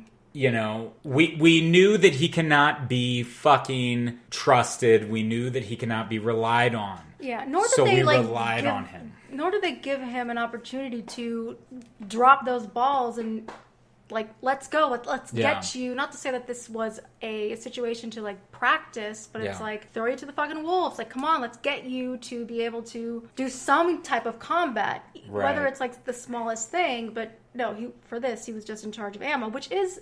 I don't know. I'm not going to say that I know. It's not a simple task, but... It's definitely not. And I mean, I can't say, because honestly, if I was in his position, I don't fucking know. And I don't think any of us can say... I can't. I don't think any of us personally can... We can sit there and say, fuck, I wouldn't do that. But at the end of the fucking day, would you? That's what... You don't know until you are in that fucking situation what you will do. Exactly. And that's what people say. And like, I want to quickly say, like, people that are toxic fans in the drag community, like, they will say, they're so judgmental and say horrible things to like make a drag queen that was on Drag Race want to kill themselves because they did something that they didn't like. But it's like, you weren't fucking there. Yeah. You're not in this profession. You're not in this, like, industry. Like, don't fucking come to someone who's been in the business for forever and tell them to fucking kill themselves because they had a weak moment or they were mean at one point. But, you know, that's why we can't judge because we weren't there. Right. So, all right. So at this point, let's move on. Let's go to Mellish and Henderson's moment so Mellish and Henderson, they run out of ammo because of what we were just discussing. Upham fucking drops the ball and he let Jackson and, well, I guess Jackson, that happens first, so let's move on to Jackson. So Jackson has this badass moment where a tank stops and Jackson is all like in the tower just nailing fucking dudes, doing his prayer. Mm-hmm. And then Parker's all like, I'm out of rounds. Like, I have no ammo. And then the Jackson shooting all these fucking dudes. And then all of a sudden, you see the fucking tank barrel just rises up and points right at Jackson. And Jackson just opens his fucking eye after looking out his scope. And Jackson just goes, Parker, get it! You know, and then that fucking shit takes Jackson out. And then you see, I believe you see Miller look up after that shit got blown up, and he was so. like, God damn it, I lost Jackson. And then, and then all this, now we got Mellish. We've got, here you fucking go, dude. Opie, stop. Now we got Mellish and Henderson. So Henderson and Mellish are in this room, and you hear footsteps coming up the stairs. Now, Upham sees these Germans going up the stairs. They call out for Upham, Mellish does, and then fucking Henderson just unloads around into the wall. You see blood start coming out of the doorway. And then 2 shots are shot through the fucking wall, and then one hits Henderson right in the fucking throat. Yeah. And he's sitting there choking on his own blood. He's like fighting to stay alive. Mellish shoots one of the guys and then gets up to try to charge the other. So he gets up, and now Mellish is in this fucking fight with one of the Germans, and it's brutal. It is fucking brutal. Both of them are fighting for their fucking lives at this point. And I always thought when I was a kid, I thought it was the German that they let go. I thought so too. Yeah, but it's first. not. Yeah, right. It's not. It's a completely different guy. That would have been. That would have been fucked. Yeah. Fucked. But so Mellish and this dude are fucking fighting like a motherfucker, and then we have, God damn it, what I think is like one of the most brutal deaths. I can't watch it. Yeah, it's rough. The guy, Mellish, pulls his fucking knife, his bayonet, and is trying to like stab this dude. And the dude takes it and pretty much starts bringing it down on Mellish and starts whispering shit in German. And Mellish is like, let's stop. Let's stop this, please, Mellish is freaking out, and the dude just keeps whispering in German. And then just slowly is driving the knife into Mellish. Well, I had to see what the translation was, so I looked up essentially what this dude was saying, and apparently he's saying shit like, he was like, stop, don't fight it, it'll be easier, just it'll be over soon. Really? Don't give in, it'll be over quick. Jesus. Just let it go. He's just whispering all this stuff, just Holy shit. So it's like he's whispering this shit to Mellish, and then finally Mellish dies. And this is where the dude starts walking. He turns the corner, starts walking down the steps, and then he sees a crying Upham with fucking bullets all over him. And here's where you kind of say that both sides, it's what kind of makes you say, there were evil fucked up people on the Allied side. And there could have been good people on the fucking... Enemy. That's a huge, it's a huge... Not good, but honorable. Let's use honorable as a fucking... Because this dude turns the fucking corner. And for all we know, he might have been a German, he might have been a Czech, he might have been a Polish. We don't fucking know. Hitler... Did you look up his... I didn't know what he... Well, no, I think he's just a German. Oh, but what I'm saying is at the end of the day, you just don't know. Could have been. Hitler had so many fucking people that he conquered that he forced into fucking conscription. That's true. And then people on our side, they got drafted, so they didn't have a fucking choice. Right, and that's essentially what Hitler did to a lot of these other fucking countries. So and then so he sees Upham and starts walking down the steps, and he was being a little curious with Upham, and then realized this guy ain't gonna even... He could have came up and fucking done me in, but sat here crying. He's scared. So he lets Upham go. Yeah. And it's now did he let him go because of the fact that that dude was actually just a soldier looking to just defend his life? Yeah. Really just doesn't want to take lives as much. He's literally just out to defend himself and stay alive. Doing what he can to get back home. Yeah, or he just really look at Upham and was just like, you're fucking not worth my time. Yeah, you're fucking pathetic. But he did keep looking back, making sure Upham wasn't going to fucking shoot his ass. Mm. So then, now we get, my favorite, Sergeant Horville. Sergeant Horville and this guy have a moment where... Their guns don't work, and then the guy throws his fucking helmet at Sergeant Horville. Sergeant Horville throws his helmet. They both pull their fucking pistols, and then the one guy shoots Horville. Horville shoots him, and then Horville gets shot in the ass. Yeah. And is like, son of a bitch! Son of a bitch! And it's just, he throws his pistol and, son of a bitch! And then he runs over, he looks it up, and he goes, Upham, we're going to the Alamo! Starts dragging up him. Now, Matt Damon's character, Ryan, has a moment where they have all those mortar rounds. And he's all like, we've got these rounds! And Miller's all like, what are we going to do with them? Well, as long as we, like, pierce the thing! And he starts banging the mortar rounds on some fucking block. Throws them and then they blow up. Now, me, as a me, is saying, where, if they could have done that the whole time, why are we just now fucking doing it? The whole time? Why are we just now fucking doing that? If you could have done that in the beginning, why weren't you fucking doing it? So now, but now all of a sudden it's like, oh, well, we could have done this. Let's do this.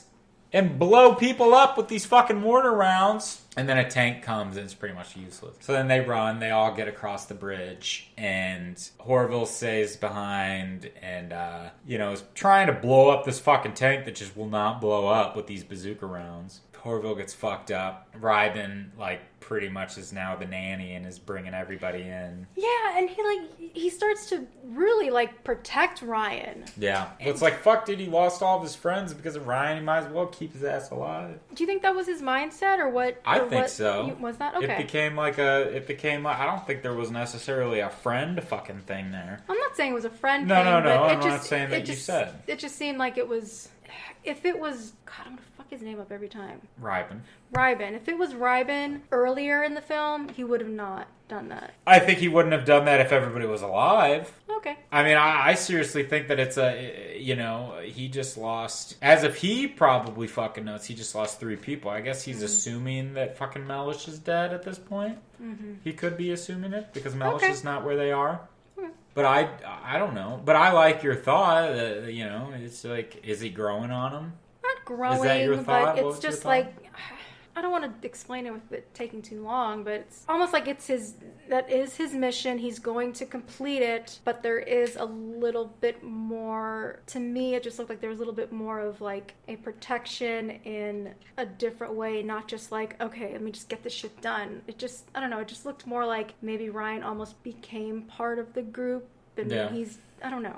That's valid. I mean, that's very valid. I mean... and you could say that. And maybe that's what they were going for. I don't know. I don't know either. I just know what my take is, and that's just... Yeah. That's why we contemplate here at Movies and Contemplation Podcast. Fuck yeah. Exactly. So they get to the Alamo, and now they're there. They're about to blow the fucking bridge. Horville's fucked up. And then Tom Hanks gets fucked up. Cap Miller, and Cap Miller gets up to try to go blow up the bridge and gets shot by no other than Steamboat Willie. Steamboat fucking Willie. So he gets fucking shot by Steamboat Willie. And Upham sees it. He sees that happening. Yeah, Upham's in a goddamn fucking defilade, just chilling. He's in a fucking he's not chilling, he's hiding. Yeah, okay, well, yeah, same thing. Oh, is it? Oh. He's chilling in a hiding place. Yeah, so he's just using a fucking he's using some kind of crater as a defilade and just chilling. And then, he watches the dude shoot fucking Miller. And Cap Miller has this moment where he pulls his fucking handgun, a tank's coming, and he just starts shooting at the tank. And I love that. He's just shooting. One more shot, and all of a sudden the tank blows up. And he's just looks up, look at his gun, and looks up at the sky, and is just oh, and then here's the plane. Now the Allies finally made it. Yeah, right away, after that. Yep. Upham grows a fucking pair. He gets a little redemption. All of a sudden, gets up and starts shouting in German at the Germans, and is all drop your fucking weapons, drop your fucking weapons. And then the one fucking Steamboat Willie says something in German. Which essentially he says, it's okay, I know this soldier. He says that to his comrades. Oh. He says that to the fellow Nazis. He says, it's okay, I know this soldier. And then Upham, when he lowers his gun, he just says, and shut your mouths. That's what he says. Because Upham's all drop your guns, everybody drop your guns. And the guy gives the guy was I know this soldier, and shut your mouths. And then the guy goes, Upham! And then that's when Upham shoots him. Yeah. And then Upham's all everybody fucking disappear. Leave right now. Everybody just... Mm-hmm. And that's when everybody's okay, fuck it. So, I guess you could say he gets redemption. Sure. It obviously doesn't change the fact, and I'm sure that he will live with that for the rest of his fucking life. Mm-hmm. Upham.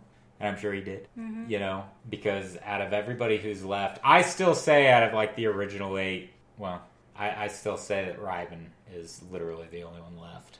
And what's fucked is that we didn't really talk about Caparzo's letter too much, but I feel like there's like a kind of like a curse to Caparzo's letter. Oh my God, you think? Because it gets passed on? Because when Caparzo had it, he died. Wade got it. Wade was next. Now, Cap Miller was the one that took it. Yeah. He wasn't the next to go, but he went. Yeah. And then Reiben now is the only one left with this letter.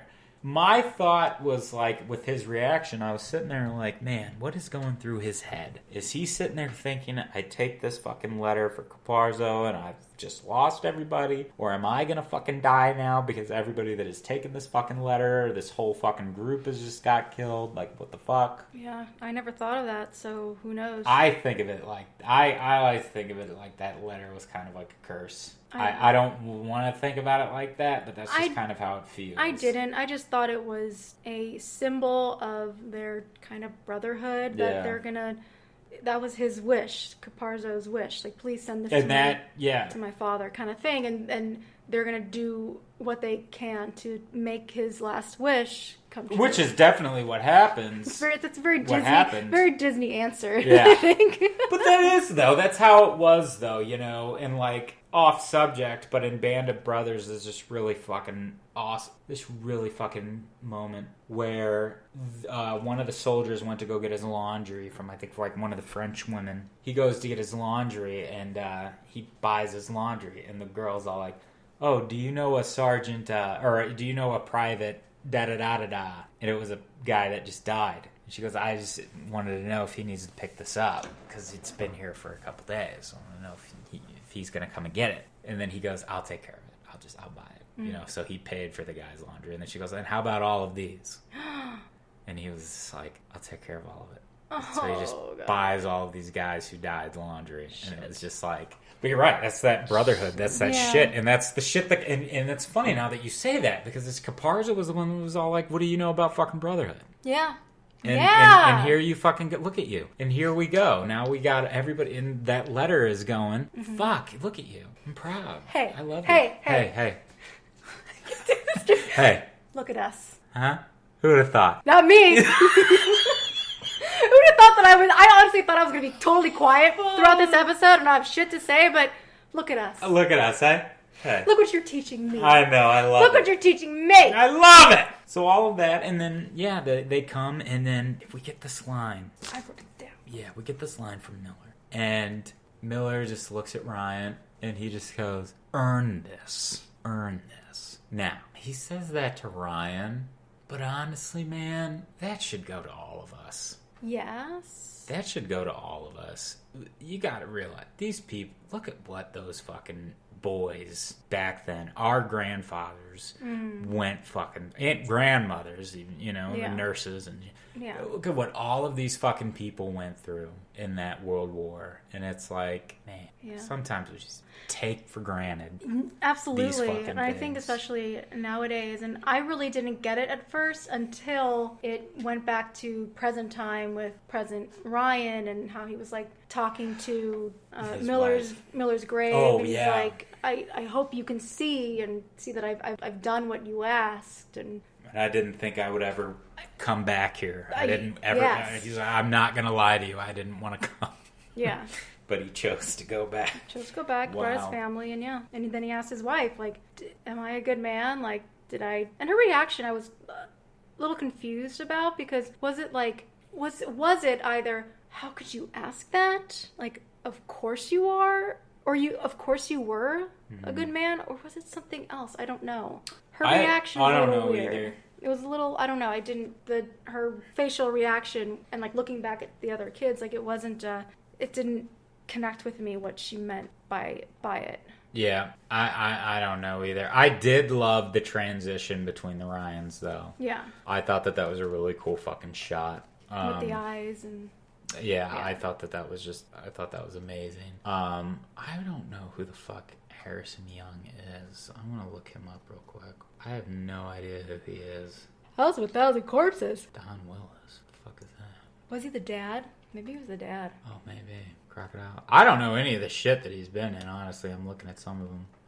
I don't know too much, but I love this and maybe The Game, but I don't know. I love just everything about him though. He is that perfect, like he was that perfect. I can watch you and you do nothing but just like walk. Huh. You know, Yeah. like that's just what that was with him. But yeah, then the film ends with the American flag and Yeah, that is Saving Private Ryan. Saving Private Ryan. So it was a rough one. Mm-hmm.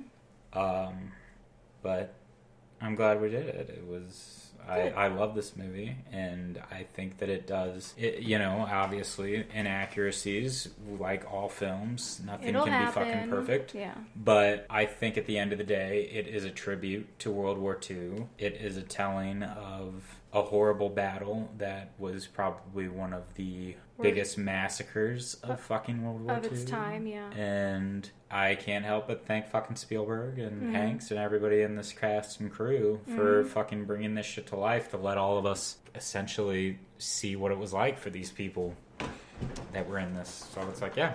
Yeah. So let's move on over to the handy dandy Shakespearean notebook. Notebook. Yeah. Who was the mammering, hell-governed jackanapes? I don't know. You're going to have to answer that for me. Mammering, hesitating, stammering. Under the influence of the devil, mischievous, jackanapes, a monkey person. I think, I don't Conceited. know. If it wasn't for the hell govern, the first one sounds like Upham. Yeah, exactly, right? The devil person, I don't know, maybe it was that German guy that was like, hey. Pretending to be Mr. Friend. Yeah. We could throw both of them together in a hybrid. A hybrid? Since they were both such great friends. Yeah. Yeah, I don't know. Yeah, sure. We can do a hybrid, or it was the Steamboat Willie. All right. Yeah. I'll go for Steamboat Willie because Yeah. Upham, like I said, He had a little redemption. not only did he have redemption, but at the end of the day, he didn't lie about being a coward. No, he didn't. And they sure as shit treated him as such. Yes. And then when they were expecting him to not be a coward anymore, he couldn't fucking pull it off. So I can't blame Upham for what happened at the end of the fucking film. Yeah. I can't do it because he gave all those clues. So yeah, we're going to have to give that one to Steamboat Willie. Yep. For sure. We're going to have to do it. So, will you watch this film without me? No, I can't. Yeah, I figured. I really can't. It is a very heavy film. Definitely watching it with you, and really, like, when I watched it in high school, I didn't fucking give a shit. I was in high school. I didn't care about anything. Yeah. But I definitely can appreciate it a lot more now, like, really, like, dissecting it and, like, learning a bunch of shit that you've taught me. And I'm glad that it's on this earth. I'm glad that it exists. Yeah. But it would not, like, any war movie is not something I would really watch on my own. So, yeah. Good. All right, then.